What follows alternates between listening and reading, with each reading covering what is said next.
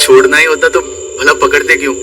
और इतनी रात में चांदनी में जहाँ दोनों अपने विला में अकेले थे, शमशाद माहिरा को अपने माहिरा के गानों में एक फारसी मंत्र सुनाई पड़ा। मगर शमशाद की अपने हाथ फेर रहा था कि अचानक माहिरा ने उसे अपने से दूर धकेला और बिना एक शब्द कहे आखिर ऐसे कैसे चली गई। बहरहाल कोई और भी देख रहा था। शमशाद माहिरा के लिए हॉल बालों में कंघी घुमा रही थी और फारसी में कुछ गुनगुना रही थी। शमशाद हाँ, तुम कुछ कह रहे थे? माहिरा कहाँ को? मुझे तो कुछ याद नहीं है। मैं तो बस ये कंघी। छोड़ो तो बेहतर है, और इसे आप पी लीजिए, मैं आती हूँ।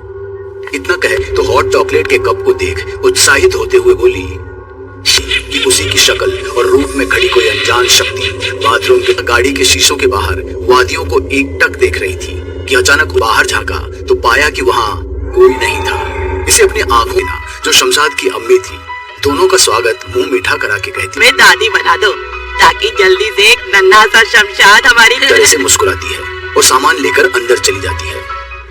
अपने बाल बांधिए और खबरदार दोबारा कभी ऐसे खुले बालों में बाहर आई तो अम्मी लाता है। अम्मी आप शांत हो जाइए, लीजिए हमने बांध लिए अपने बाल। मोहसिना बरामदे में बैठ नगमा के बसा में नजर घुमाई तो उसने जो देखा वो देख किसी के भी होश ठंडे पड़ चुकी थी।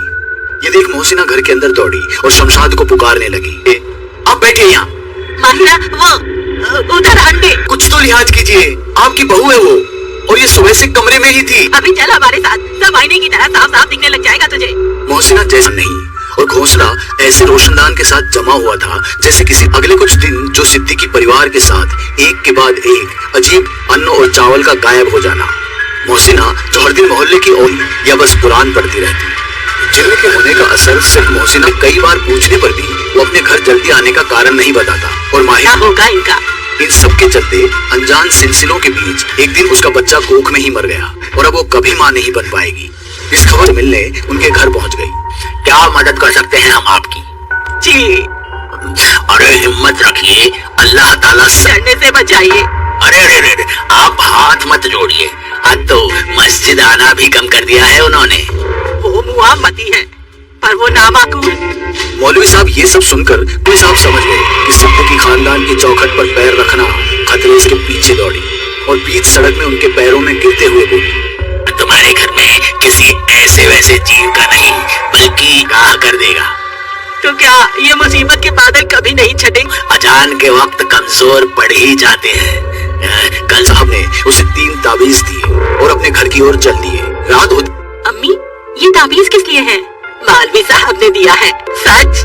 शुक्र है अल्लाह का, आखिर इतने गमों के बाद एक वालिद बनने वाले हैं। सचमुच?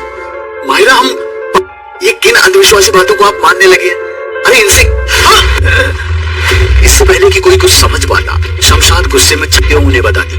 मौलवी साहब ने भी ज्यादा समय ना लगाते हुए एक किताब होगा, नहीं तो देर हो जाएगी, आप लोग सारे दरवाजे और खिड़कियां। मौलवी साहब को इतना कहते ही मोहसिना और माहिरा ने घर के सारे दरवाजे और खिड़कियां। अम्मी दरवाजा खोलिए, ये जिन्न हमें जिंदा नहीं छोड़े। वो बेचारी एक माँ थी और एक माँ का दिल आखिर कब तक ना पसीजता के नाम से जानती थी।